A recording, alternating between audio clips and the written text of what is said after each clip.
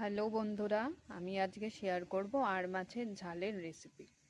প্রথমেই মাছগুলো ভালো করে ধুয়ে তার মধ্যে অল্প নুন আর হলুদ আর অল্প করে সর্ষের তেল আর অল্প লঙ্কার গুঁড়ো দিয়ে মাখিয়ে মাছগুলো ম্যারিনেট করে রেখে দেবো কিছুক্ষণের জন্য।